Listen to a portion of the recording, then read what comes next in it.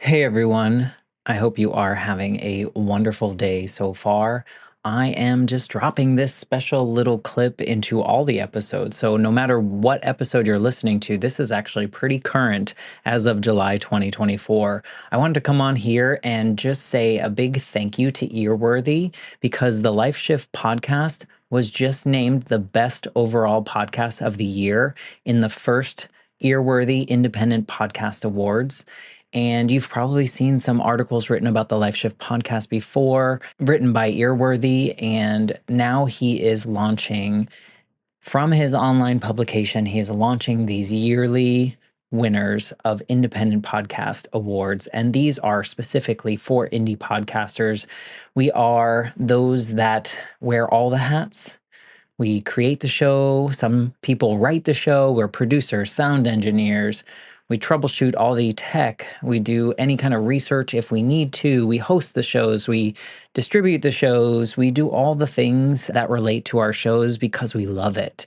And it's so nice to see my name in a list with some other amazing podcasts like Multispective, which won Best Life Lessons Podcast. Salad with a Side of Fries won Best Health Podcast. Bippity Boppity Business won Best Business Advice Podcast. And there are so many more. And so I just want to come on here and say thank you to Earworthy for not only doing these awards every year and just honoring some of us indie podcasters that sometimes feel like we're just shouting into the void, but we're not. We're just doing what brings us joy, and hopefully through that work it brings other people joy. In my case, for the Life Shift, I hope that each episode finds the ears that needed to hear it the most so that they feel a little less alone in their circumstance. But also, Earworthy writes all these amazing publications pretty much weekly, every week, every weekday, I should say, where he writes on Blogger, Medium, Substack, Tumblr, Vocal, Many Stories, and for other places. And he really just highlights the independent podcasters. So thank you, Frank, for everything you do with Earworthy and for recognizing all of us in the first Earworthy Independent Podcast Awards. If you'd like to read more, please head to medium.com/EAR hyphen WORTHY. Thanks again and enjoy this episode. I was studying for the GMAT and I was like preparing to take the test. And our family was planning our annual December vacation. And I had to go online into this computer system and request the time off. And that was like, seems subtle, seems like nothing. And it hit me like, like those old cartoons. What was it like? I don't know, where there's like the anvil that like drops on Wile E. Bugs Bunny or Coyote. yeah. That was me when it hit me that I was requesting permission for access to my own time. Today's guest is Jenn Trepeck. Jenn is a health coach, she's a podcaster, and also a business consultant. She's been recognized as one of Podcast Magazine's 40 Under 40, and really her passion for wellness is truly inspiring. In this episode, Jenn shares her transformative journey from being really an overscheduled student to a thriving entrepreneur. She is so busy, and you'll get to hear some of the things that she does. One of the key themes that we explore today is the emotional connection to food and how that plays into her entrepreneurial journey. It's a topic that most of us, many of us can relate to, as really society and our own personal experiences lead to this complex relationship with food. Jenn's insights allow us to understand the emotional bond with food from her own fresh perspective. Throughout the episode, we also discuss Jenn's journey to entrepreneurship and how she transitioned from being a diligent student to a really multi-venture entrepreneur. Despite the challenges and uncertainties that come with a shift in your life like this, her story reveals the satisfaction that can be found in living in the moment and embracing the learning that comes from every experience. Before we jump into this week's episode, I wanted to thank Tracy and Emily for sponsoring one episode every month. They do this through the Patreon feed, and I'm just so grateful that they believe in this journey and want to help cover some of the production costs and the things that come along with being a solo podcaster. So thank you to Tracy and Emily. If you are interested in directly supporting the show, you can head to patreon.com/the Life Shift podcast, and you can find all the information there on how you can do that. So without further ado, I'd like to introduce you to my friend, Jenn Trepeck. I'm Matt Gilhooly, and this is The Life Shift, candid conversations about the pivotal moments that have changed lives forever.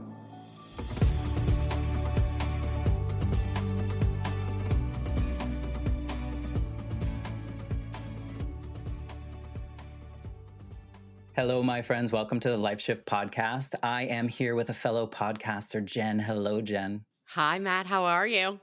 I'm so good, and also nervous when I talk to other podcasters because you kind of just know, like, oh, Matt, you shouldn't be doing that. Oh, no. I love talking to other I'm the opposite. I'm like, now, like, we're people. It's like all the other things go out the window.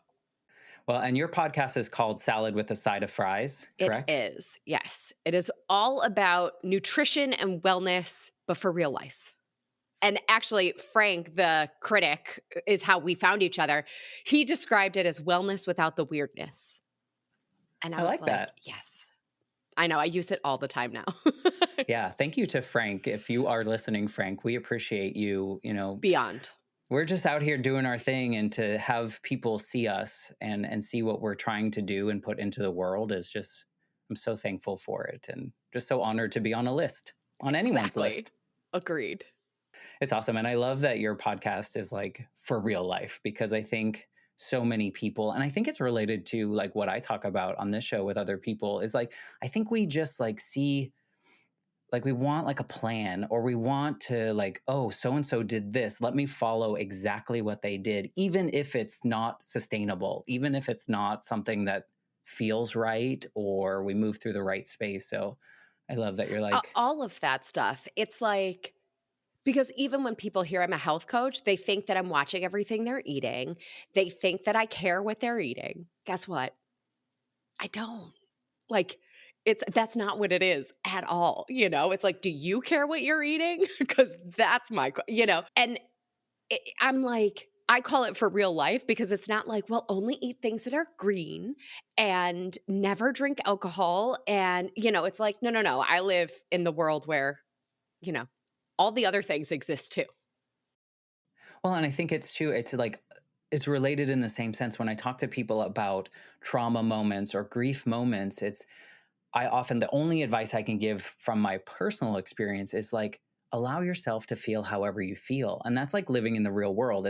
You're not supposed to be sad for this amount of time. You're not supposed to not be happy during that time. And, it's just like this grace that we have to give ourselves. And I think that comes with nutrition too. 1,000%, because also there's no way to live in this world, no matter where or how you grew up, where there isn't some emotional connection to food. And so whether that's a function of trauma or a function of, being, somebody restricting or watching somebody else, or, a million other things, like seeing what society accepts, like, it is impossible to function in this world and not have some sort of tumultuous relationship at times, right? Really interesting. I don't know if you've heard this. I was interviewing somebody about trauma, and he gave a really amazing definition that I also feel was like such a weight lifted. And so I'm curious if this resonates. A lot of us think that like trauma is the event that happens. He says it's not at all the event that happens. Trauma is the unfelt emotions of anything. That's actually the trauma in the body. So it doesn't matter if something wild happened to you or you stubbed your toe. It's more about, how did you work through that? Did you feel the feelings? Did you learn to process emotion? Or did you like stuff it down and forget about it? And that's actually the trauma. No, it does resonate. And that's kind of why I tell people, like, feel everything, and it's okay. If you want to be mad, you could be mad. If you want to be sad, do it. Like, you're a fully formed human. And you're right about the connection to food, and we will get into your story and how you got here. But having the early trauma, for anyone that hasn't listened before, when I was 8, my mom was killed in an accident, and my life shift was then. It was essentially, my parents were divorced, lived thousands of miles apart, and my life with my mom no longer existed. And I had to move to another state with my dad, new school, all this stuff at 8 years old. And that trauma of me performing because everyone around me wanted to see that I was going to be okay and I was happy. And I saw that and I thought, okay, I have to do all these things so everyone thinks that I'm happy, so they don't also abandon me like my mom abandoned me in my brain, right? A death is an abandonment. And that is why I became so controlled on what I did, which led to eating disorders and all those things that came along in that process, not even understanding that it was all based in the unprocessed emotions and the traumas and the control that I had to have on my life and the safe decisions that I made. But I could screw myself up over there because nobody knows what I'm eating, Right. It's kind of like, so yeah, I would imagine that most people that have any kind of anything, they have some kind of attachment to food, whether that's good or bad. Yeah. I'm going to recommend a book, and I feel like you should reach out to this woman to be a guest on the show. Her name is Dr. Margaret Rutherford. Her book is called Perfectly Hidden Depression. And it's about how perfectionism is often a misdiagnosis, and it's a cover for depression. And that it's sort of, because perfectionism is socially acceptable. Well, yeah, we were assigned that. Right. And there's all these pieces. And part of that is, not feeling those emotions. Right. And that even identifying that we have those emotions is somehow a failure, and that's not acceptable. And so we do the perfectionist performance. It resonates deeply, and I will certainly check out that book. I think I didn't realize all these things until I was 30, and I think that's what's so great about like just talking and therapy and things like that. But anyway, we went way down I know, on a I'm tangent. sorry. Such a rabbit hole. So good. I mean, I think it's important because so many people can relate to this. These are real human issues. But we want to talk about you. So maybe before we get into like painting your backstory, maybe you can just tell us a little bit about who you are right now, even though it might give away a little bit. But tell us a little bit about who you are in 2024. God, this is such a complicated question. I am an entrepreneur and a forever learner. Like, if I had to bottle it up, that's who I am. What that looks like these days is businesses in health and wellness. I have a couple ventures in health and wellness space. Podcasting. I have a couple ventures in the podcast industry. And I also own a property management company in New York City, which is sort of this other thing. And we'll get to how all these things fit together. But I am now in a place where every day I am throwing noodles at the wall and making it up. And I probably have never worked harder, but I've also never been happier. And okay with throwing noodles. I feel like I was conditioned to not throw the noodles. Like, you better know what you're doing before you do it. But to have the freedom to throw the noodles is like, are they gluten-free? Right. If you want. Right. No, I think that's fascinating. I mean, that's a lot. I think on a, if I go with my society's checklist mentality, that seems like a lot of jobs. But to hear you say, like, there's not a day that I don't, I mean, I'm sure there are days you don't love what you're doing. Right. I think there's sometimes, like, as a human, I think that happens. Right. But to know that you're genuinely passionate and happy with all the different ventures you have, that's like so foreign for a brain like mine. I think I always wanted this. I think it was sort of foreign. I knew it was possible. I didn't necessarily know how I was going to get there. And that's where, right, all these shifts happen that ultimately end up here. But like, we can't talk about it without talking Right, about it. So right. maybe you All kind right. of paint the picture and lead us through kind of, I know we talk that, I love to talk about one life shift, but I think we all have these different moments in our lives that kind of put us on a new path and kind of venture us through there. So maybe you can paint the picture of who you were, who old Jen was. So I grew up in Michigan. I am a Midwesterner at heart. I grew up in the suburbs of Detroit. I have an older sister. My parents got divorced when I was 5. And I know I'm best friends with both of my parents. Like, I know them as such individual people that I'm like, oh, I get why you guys weren't married. Like, I can see why that Yeah. didn't work. I don't know why you guys thought it would, you know? So, They were probably following a path. right. And they dated in high school. And like back then, they got married right after college and, all of that. It was like high It was school a and college. checklist. And exactly. Growing up, it's funny. I don't know why this is coming to me in this moment, but there must be a reason. So I'll say it. It was like everybody thought I did things because my sister did them. So like she played piano, I played piano. She went to dance class, I went to dance class. But like there were certain things that I kept going with. Like she ended up hating dance. I loved it. It is so, but people, I think for a while I tried to fight for like my own identity in all of that. But people saw you as kind of just, oh, my older sister did it. She must not really love it. She just wants to fit in. Right. Right.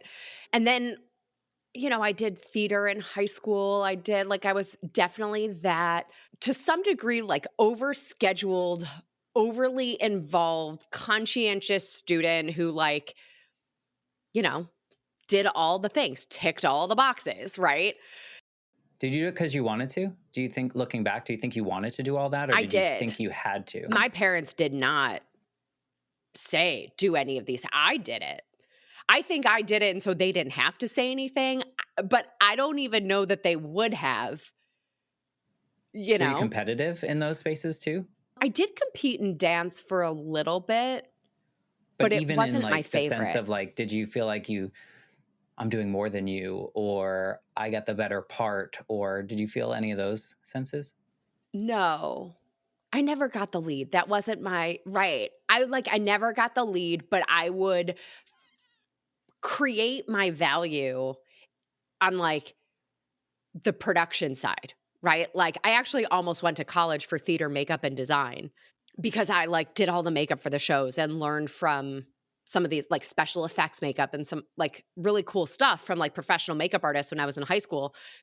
So it was like I found other ways to become like invaluable to the production because I was never the lead. But you were always learning too. It goes with what you say you are now. It's like, what else can I learn? What else can I do? Exactly. Yeah. So I graduate from high school. I go to the University of Michigan and I went to the business school at Michigan back then, the undergrad program. So I basically have my MBA, but an undergrad. So it's a BBA. It was it was like you did 2 years of sort of like normal, regular college and then 2 years of business school. And it was interesting. It was another place of like getting involved and finding this community and doing all the things.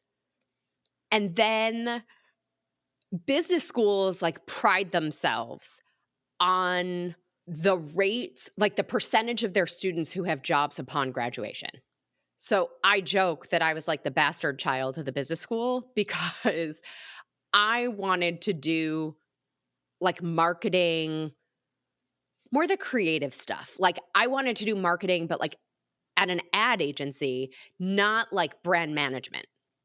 Well, ad agencies don't recruit at business schools. Not only do they not really care what your degree was, they don't hire people a year in advance of when they're going to start working, which is what a lot of these bigger companies do. Career fairs and all that garbage. Exactly. Exactly. So I was the one who graduated without a job. Good for you, And though. thank you. I applaud that. Moved to New York. So I interned in New York City every summer that I was in college. With theater or? No, so it all sort of started because my mom had a job in New York my senior year of high school and freshman year of college. And so I would come to New York for the weekend. Like I went prom dress shopping in New York City, even though I lived in Michigan, right? So I sort of like got used to this city and I was like, well, obviously I'm never coming back and like staying in a hotel, because she had an apartment. So New York City was the only place I looked for jobs. I interned one summer at an ad agency that specialized in catalogs back when catalogs were no, I lied. That ad agency specialized in like direct mail. Oh, So I even worked on better. like Citibank, right? Like all of the stuff that they mail you. Yeah, I Worked on love that. those. Yeah. Mm-hmm. Thank you. You're welcome. Yeah. Clogged the mailbox. And then the second summer, I interned at L'Oreal on the brand management side. Like, again, it was like the textbook checking the box, the things you were supposed to do. And I was like, I want to go back to the agency side. Like, it's more fun, it's more creative, but they don't really care that I went to business school. So I graduated without a job. I moved to New York. And that's when I got hired at this ad agency that specialized in catalogs. I literally had a job within a week of moving to New York, and I started like a week after that. I mean, that's impressive. Yeah. And what year was that? That was 2005. So, I mean, Yeah. It's impressive though, yeah, in a big city to get that. But you were checking the boxes. You got exactly. your big girl job. Right. Making nothing, but it was the job, right? It was like, I am employed. Well, the next checklist is a promotion. Right. Yeah. Exactly. So I start going to this job every day and I am bored, like bored to tears. So Is it because you didn't have enough to do or because it was just I didn't have enough boring? to do. I was overqualified for the job, but it was the job, right? And it was entry level and this was what you're supposed to do. Like I wasn't the receptionist, but I was like the low man on the team. Mm-hmm. And, it was just whatever. There's no fulfillment. Yeah. So then I started I was like, maybe I'll study for the GMAT. So that's That the was fun. test yeah, exactly. So that's the test to get your MBA. And I remember saying they say you score better on it if you take it sooner after graduating from undergrad because you're sort of in that test taking mindset. Meanwhile, I was a terrible test taker. I don't know why I thought that was going to matter, but whatever. And then I had heard about this course. So I'm taking a course and I ended up bringing my stuff to study for the GMAT to work because I was sitting there all day with not enough to do. So two things happened. One was I was studying for the GMAT and I was preparing to take the test, and our family was planning our annual December vacation. And I had to go online into this computer system and request the time off. And that was seems subtle, seems like nothing. And it hit me like those old cartoons. What was it like, I don't know, where there's the anvil that drops on Wile E. Bugs Bunny Coyote. or yeah. That was me when it hit me that I was requesting permission for access to my own time. And you might have had that declined at the Right. same time. Yeah. It was not like, hey, I'm going on vacation, but hey, am I allowed to spend time with my family? Right. Yeah. Right. And it was that moment in which you were just that it actually was that the first, because it probably wasn't the first time you requested time off, but it happened to be along. Yeah. I mean, vacation. I think it was the first time that it our family travel wasn't aligned with a school vacation. Right. And so it was the first time where they were maybe going to say no.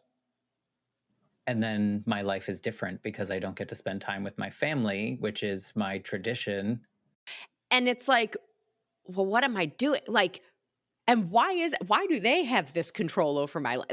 it was just like, okay, I get that I'm not going to change the dynamics of corporate environments. So what I know is that I can't work for somebody else for the rest of my life.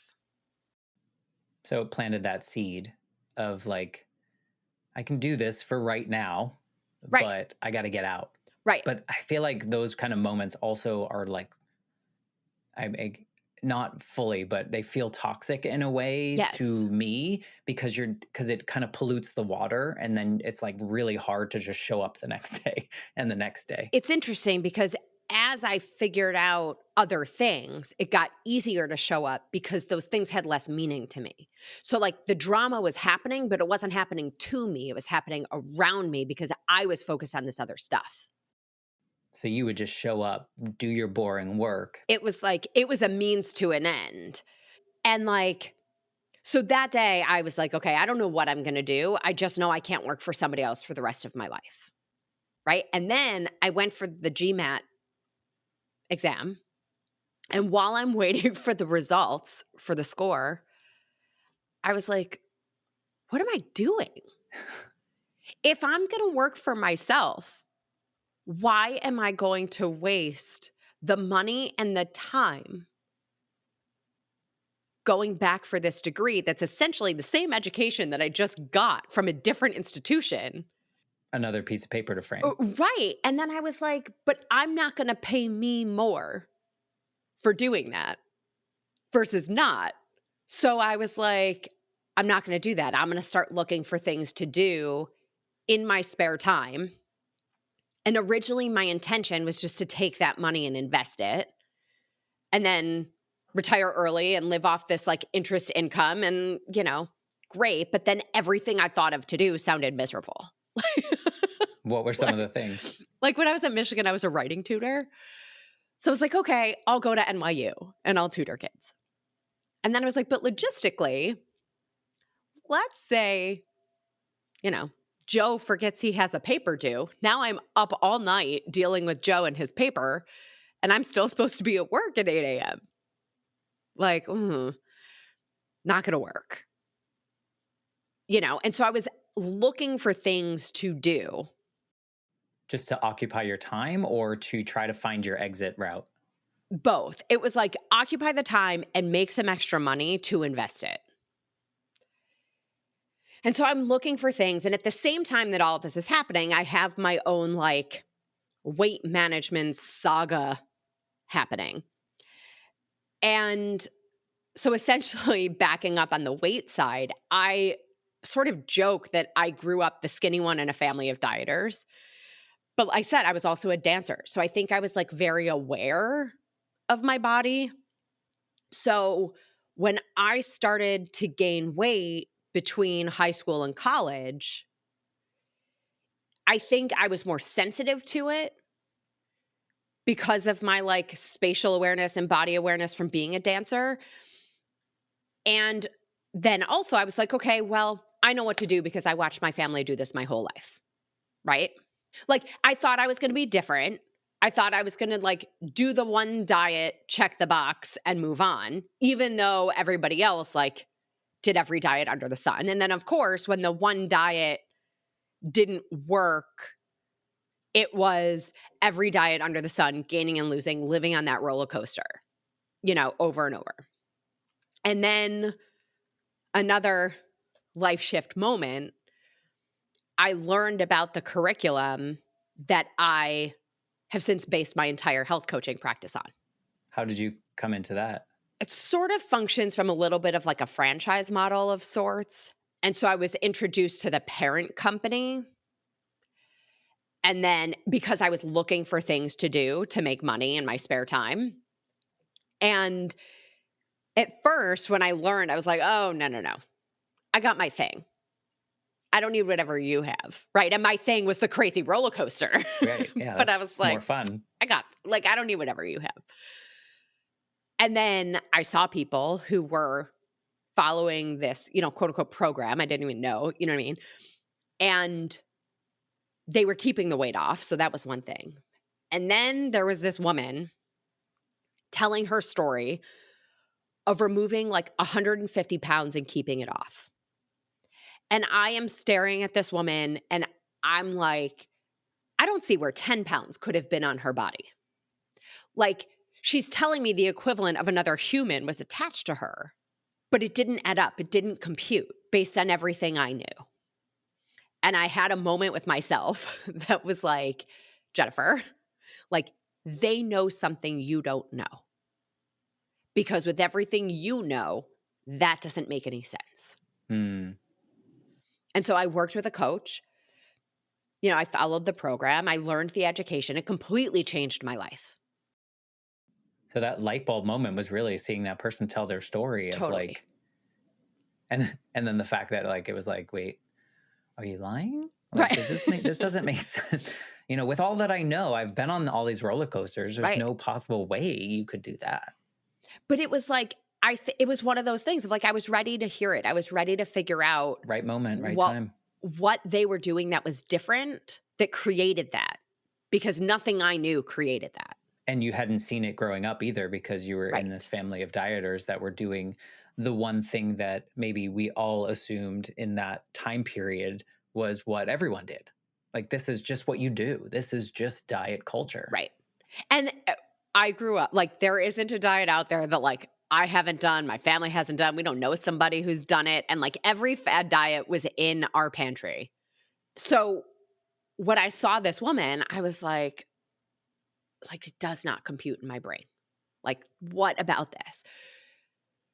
So working with a coach, I mean, it completely changed my life. Like, the only thing that allowed me to say I kicked my food issues, because I call it the nutrition education we're all supposed to know and nobody ever taught us.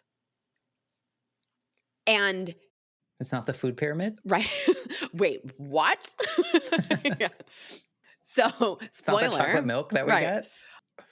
We could go down a whole rabbit hole on those things. And so it was one of those where I was like, everybody deserves this information. Why isn't this what we learned? Where did that food pyramid come from? And so I was like, okay, this is my thing. This is what I'm going to do outside of my full-time job. And it felt right. Yes, it was the thing that I had enough interest and passion for to do on top of a full-time job, compared to like writing, like being a writing tutor. But I think there's something valuable too when we are searching for these like side gig things, when we really have to believe in them to want to continue through them. And so like it's not like you were like, oh well, guess what? Here is the South Beach diet Right. and we're going to sell this. You know, like it Right. was like this is real information that's worked for me. It's clearly worked for this other person that blew my mind. I could do this because I want to help other people because I know how it sucks to be in this cycle. Exactly. So, I mean, leaning into that though, I mean, that seems like it would be your dream. Yeah. And so I started working with clients, you know, I went to like every training and seminar and workshop. I read every book I could get my hands on. Like, I had a few friends, like, I'm sure I was insufferable for a while because it was like, it was all I could think about. And I like it was so unbelievable to me, everything that I was learning compared to what we were taught, you know?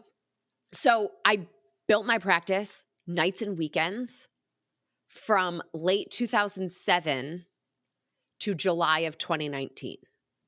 Wow. That's a long time. A long time.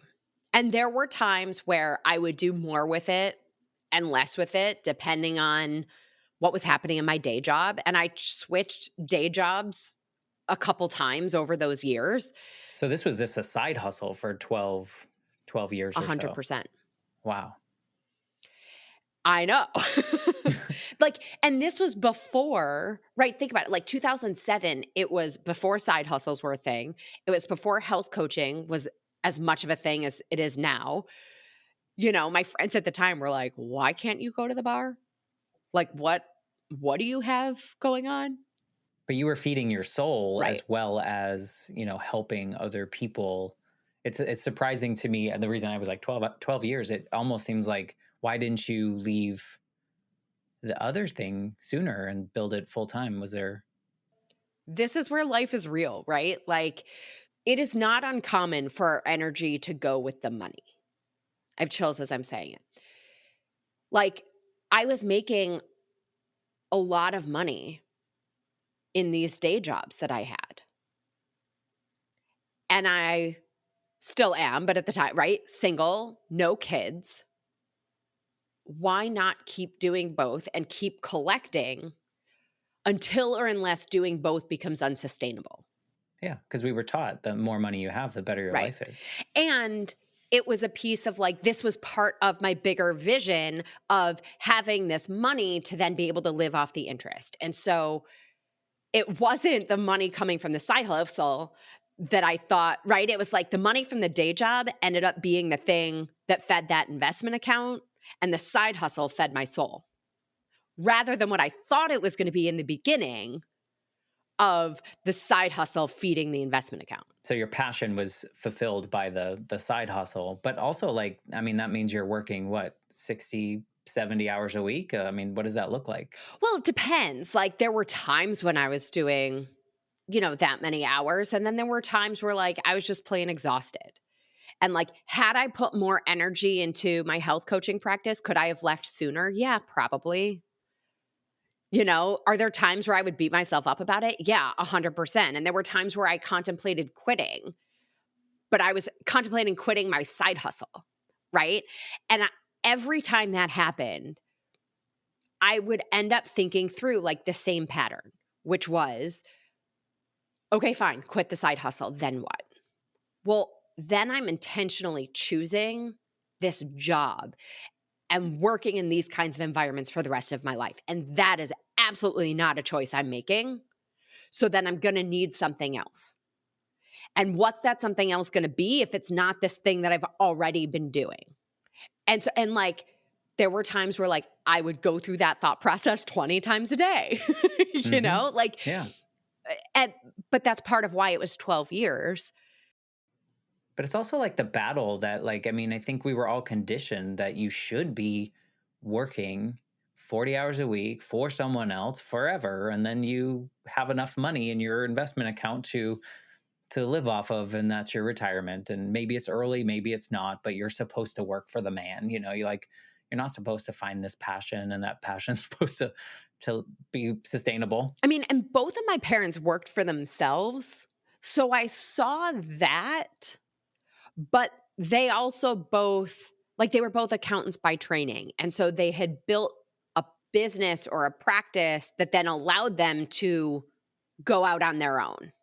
Well, kind of like you did with the side hustle, is in a sense like you got the training and now you can be a coach to anyone out there and you can do that your own. What was the breaking point?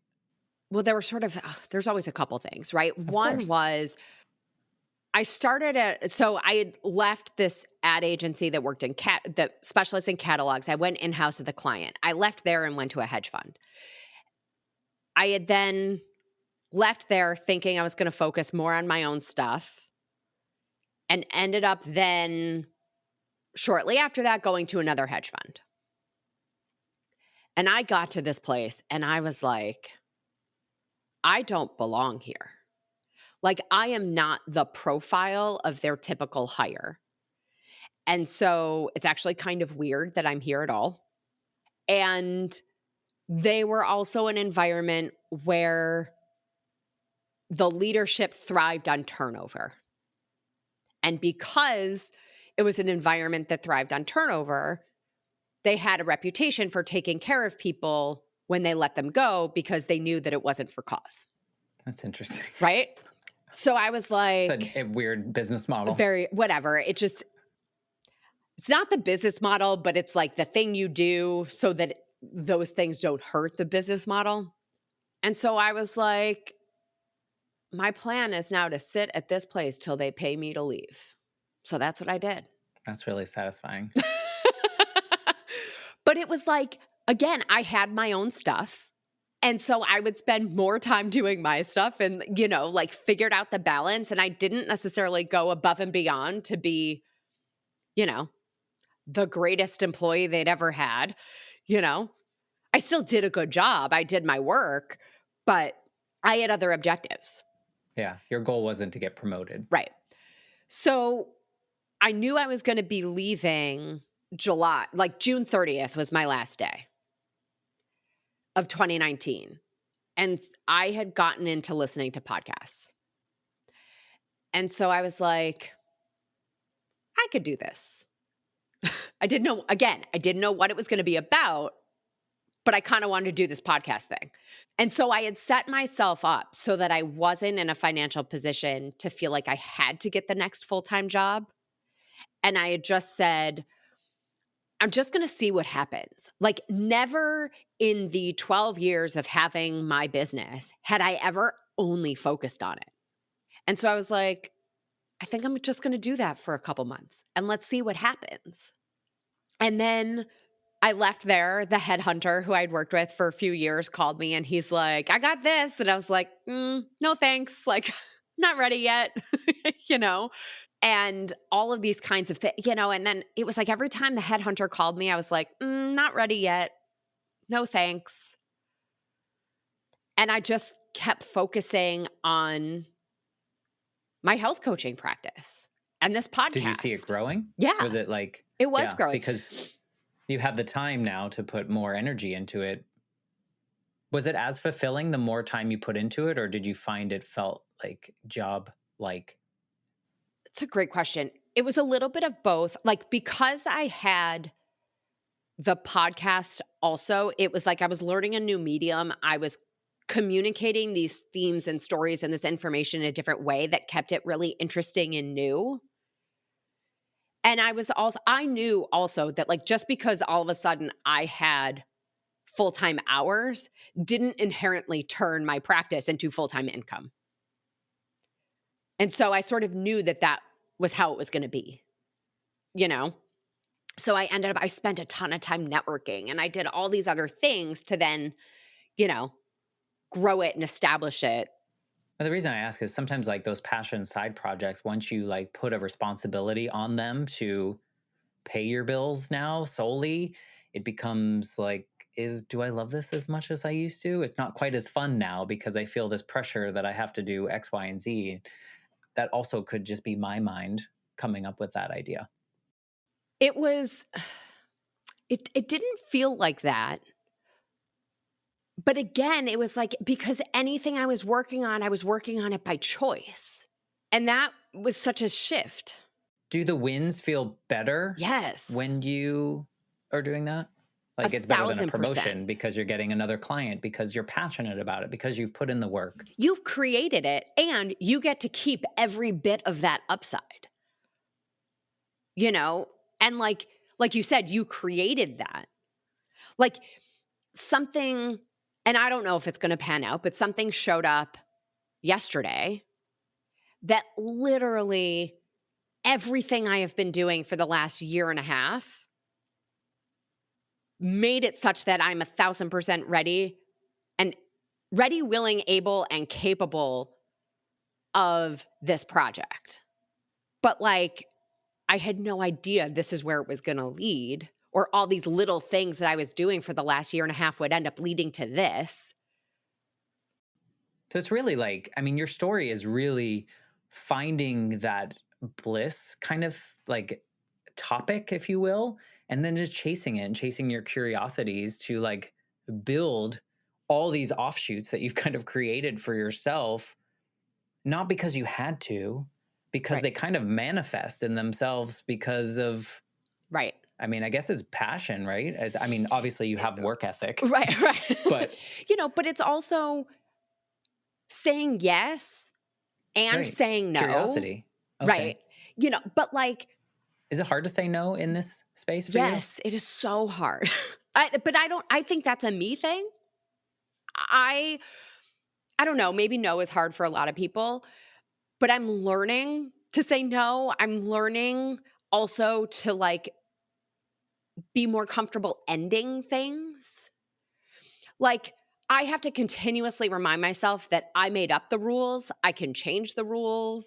Like, I made up the deadline. I can change the deadline if I'm stressed out. Like, you know, there are certain things where it can be really easy to recreate the old work patterns in your own business because that's what we learned is what work looks like or what quote unquote success looks like. Yeah.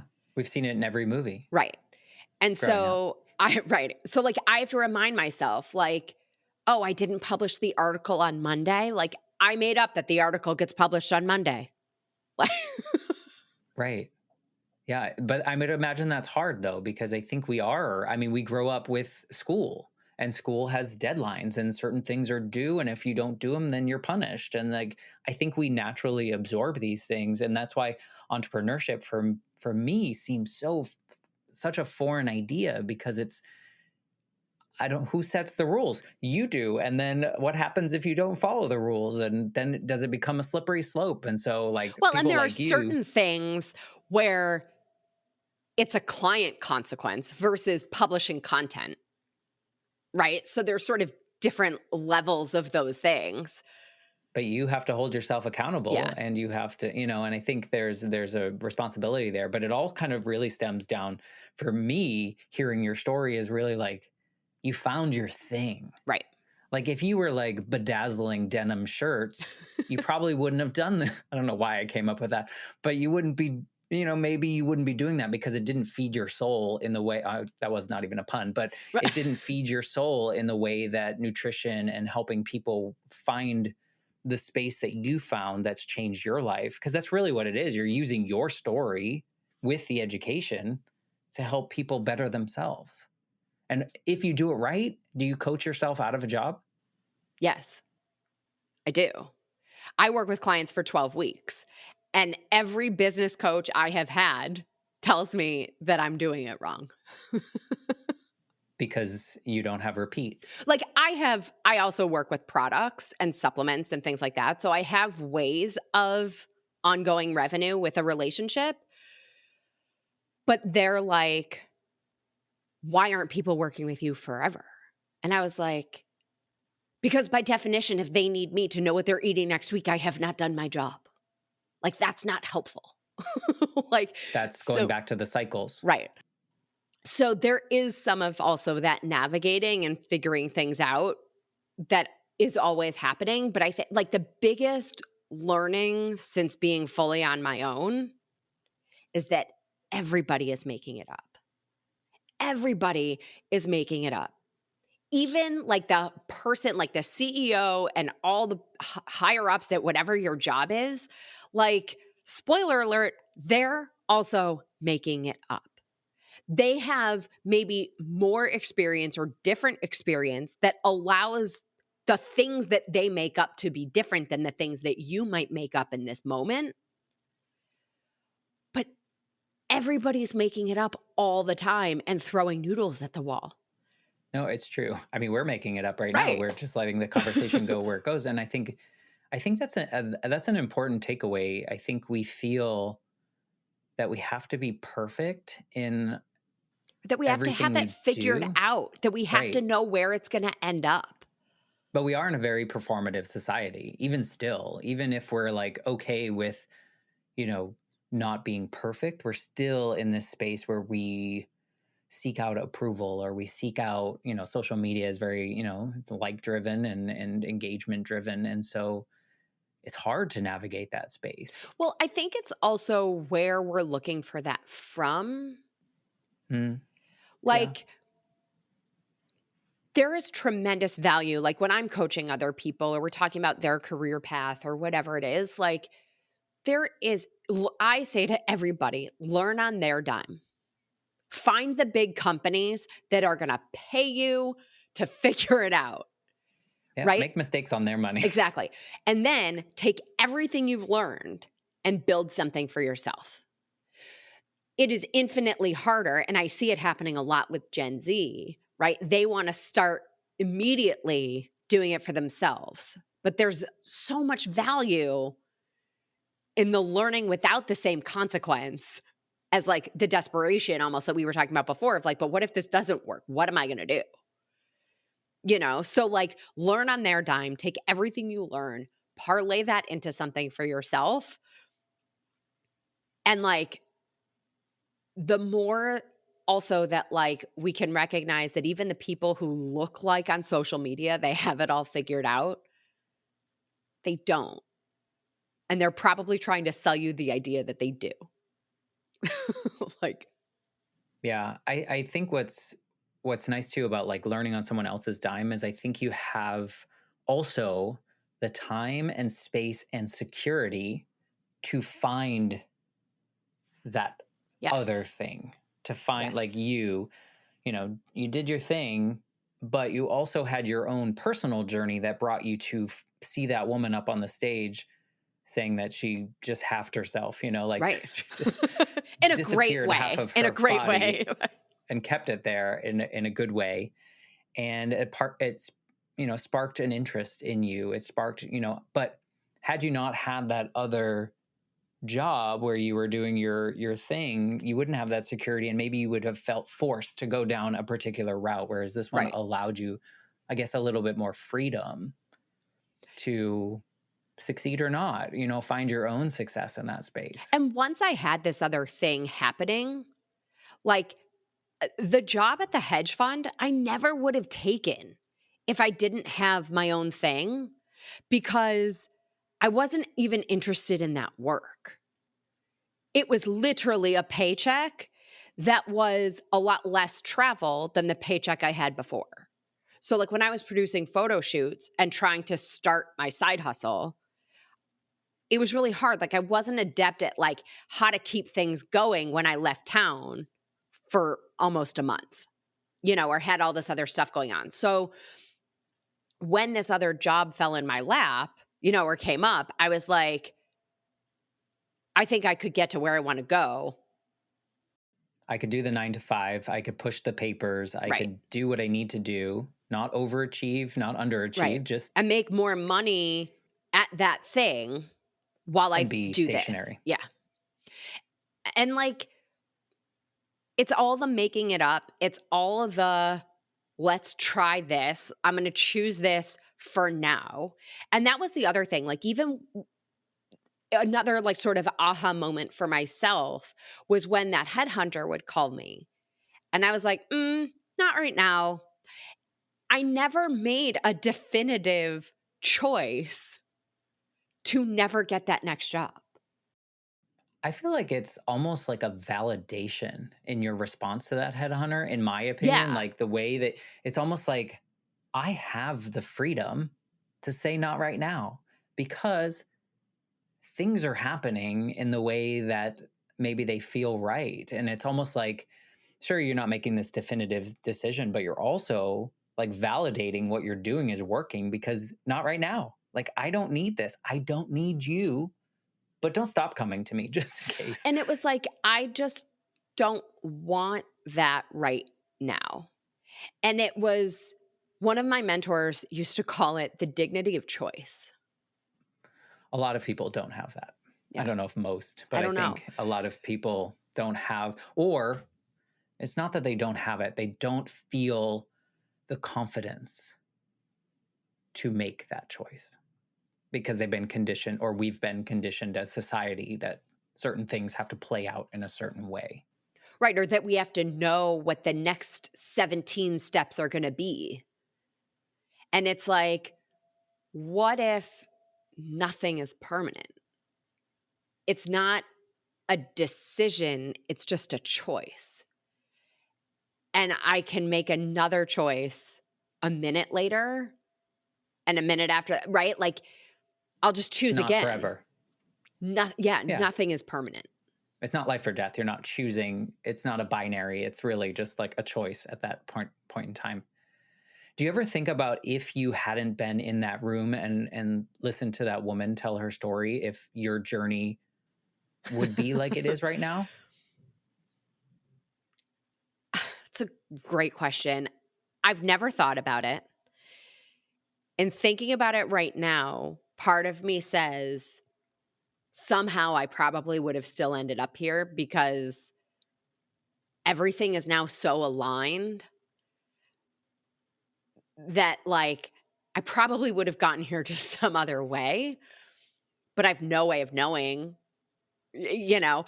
But, like, I don't know. who knows It's where it always would be. interesting to me. I mean, if you've ever seen that Gwyneth Paltrow movie, Sliding Yeah, Doors, in which totally. she like missed the train and then got on the train, and you see how different life is. But then by the end, there was like similarities and things that played out, and Well, and that's why too, like, so another thing that I've worked on since leaving my full-time job is I've become a meditator. mm, I don't get that. Okay, so I was the person who was like, I'm sorry, what? Like, You're me. no. I'm you. I'm Yeah. your old version. Like I was like, I'm sorry. Like, stop thinking about something. Like, no, I need you to distract me to the point where I can then not think. Like, but think about nothing. Like, how? That's not a thing. But in that, learning to be silent and learning to just notice. First of all, I learned that that's not at all what meditation actually is. So there's that. But one of the things that I've also learned in sort of the laws of the universe is that if something's meant for you, even if you say no right now, it's going to show up again. Because if it's meant for you and that's what's supposed to be, it's going to continue to be presented. And so that's also part of my learning to say no. It's like not right now. Right. But also, like, so for example, like there was a speaking opportunity. It was an unpaid thing. There was potential for exposure and whatever. And it was going to be like the day that I had to leave town to go to a conference. And it was like, why am I bending over backwards to make that happen? Like, I can say no and it's okay. Like, there's sort of that, a lot of times not saying no is like that fear of like, What could have what, been? right, exactly. And so I think part of what I'm learning now is like, I can say no because if exposure to that audience or those people or whatever it is what's needed or meant for me, like it's going to show up again somewhere else. Fair. Yeah. I think it takes a little bit to get to that space 1,000%. Oh my God. to understand Yeah. that. Yeah. Especially if you are like type A, or you're very like regimented and like everything has its answer and purpose, that it's like, I "Ugh." used to be, so my therapist would tell you, I used to be so bad with loose ends. Like I needed answers. I needed, like type A perfectionist, doing all the things, it. And now, I mean, I still identify as those things with a different kind of execution. And a little bit more loose ends, and those are okay because eventually they will tie, right? Because if it's meant to happen, those ends will be tied up. And it'll all end up clear at some point. And if right now it feels fun to do it, then I'll do it because it feels fun to do it right now. Good for you. Yeah. Well, I wonder if you could go back to the version of Jen when she was like putting in the PTO time and was like, "What the hell? Why am I asking for my own time?" Is there anything that this version of you with noodles on the wall would want to say to her? So just do it. Just keep asking questions, keep following that gut instinct. Trust yourself. Yeah. Because it's all going to play out. Yeah. The universe is going to provide, and you're doing amazing things. And I don't know that I could keep up with all the things that you're doing, but It good sounds on like a you. lot more on the day to day. Well, It yeah, depends on any moment was, what I'm working on, but but it's that's what keeps it impressive. fun. And yeah, and I love that you found this space and you were in the right room at the right time to hear the right message that sparked your interest enough to be like, look, I'm going to ride this full-time job for a while, and I'm going to figure out this other stuff. So now Right. you can make as much spaghetti as you want, and you could throw it wherever you want to. Gluten-free or not. I have to have gluten-free, but I don't like spaghetti anyway, so it's fine. Perfect. If people want to like get in your orbit, you have so much going on. What's like the best way to connect with you and find you and be a part of your world? Yeah. asaladwithasideofries.com. I actually have a little downloadable, it's not what to eat, it's how to eat that you can get there. But yeah, that puts you in my little orbit. And, all social media, I'm at Jenn Trepeck, JennTrepeck. And of course, my podcast is Salad with a Side of Fries. So, Well, I will link to all those places in the show notes so people can connect with you. And I'm excited to start listening. For those of you, if you made it all the way to the end, I don't do any research before I have these conversations because I really want them to just unfold in the way that they do. So thank you for playing along, Jen. I appreciate Thank you. you, Matt. Such a great chat. Thank you. If you are listening and maybe something that Jen said, maybe you know someone in your life that's kind of just following the quote unquote rules that were put out for them, and maybe something that Jen said would inspire those people, we'd love it if you share this episode with them. Do that, be a good friend. And for the rest of you, I will be back next week with a brand new episode of the Life Shift podcast. Thanks again, Jen. Thank you.